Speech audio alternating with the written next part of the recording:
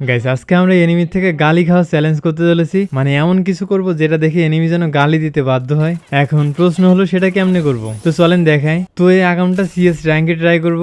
ম্যাচের শুরুতেই দুরন্ত হয় টিপস এন্ড ট্রিক্স দেওয়া শুরু করে, তো মন দিয়ে শুনেন। আমি কই মাকড়সা মারার টিপস এন্ড ট্রিক দিই, ঠিক আছে? প্রথমে এনিমি দেখবেন যে কোন জায়গার দিকে আছে, যে জায়গার থেকে আছে ওই জায়গায় টুক করে মারে দেবেন, লাগলে লাগলো নাইলে নাই। এই যে দেখেন এইরকম মাকড়ি মারাও একটা আর্ট। মাকড়ি মারাটাও নাকি একটা আর্ট। বাহ, এখানে আবার দেখেন এনিমিগুলো স্পাইডার নিয়ে খেলতেছে। তো প্রথম রাউন্ড কিন্তু হেরে যায়। তারপরের রাউন্ড দেখেন দুরন্ত ভাই রিয়াকশনটা শুধু দেখেন। আটকাইছে একটা, আটকাইছে আটকাইছে, মুন্ডা ভাই আটকাইছে। এমন নির্যাতন করে যদি আপনাকেও মারা হয় আপনারও কিন্তু গালি দিতে মন যাবে, তাই না? মুন্ডা ভাই আটকাইছে, আটকাইছে। Double kill. মানে তার খুশিটা দেখছেন একটু। তো যাই হোক, তারপর কিন্তু পরপর 2 রাউন্ড হেরে যায়। Double kill.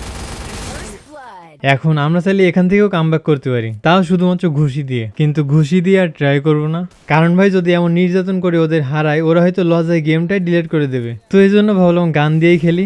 আসল কারণ বুঝতে পারলে সেটা মনে মনেই রাখেন। তো তারপরে এখানে ইন্টারেস্টিং একটা জিনিস ঘটে।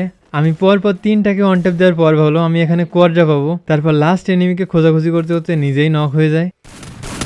কোডরা কোডরা, এবার দুরন্ত ভাইয়ের কথাটা শুধু শুনেন। আপনার কোডরাটা যাইতে দেখে বিশ্বাস করেন আমার অনেক দুঃখ লাগছে, কিন্তু আমার মুখ থেকে কেন জানি হাসি বাইর হচ্ছে কাদার বদলে। গ্লিচ খেয়ে গেছে মুখ। ভাই তার মুখ নাকি গ্লিচ খাইছে, এইটা কোনো কথা? তো তারপরে এই লাস্ট রাউন্ডে আবারও কোয়াড্রের কাছে গেছিলাম। তারপর আবারও নক হয়ে যায়, কিন্তু আমার নির্ভরযোগ্য টিমমেটের কাজ দেখেন। মানে প্রত্যেকটা প্রফেশনাল স্কোয়াডে টিমমেটের একটা করে রোল থাকে, কেউ রাশার, কেউ সেকেন্ড রাশার। আর আমাদের স্কোয়াডের দুরন্ত ভাইয়ের রোল হলো নিজের টিমমেটকে বাস দেওয়া। ভালোই লাগলো ভাই। Double kill. সেসব দিয়ে আমাকে রিভাইভ দিলই না। তো ভালো থাকুন সবাই, টাটা।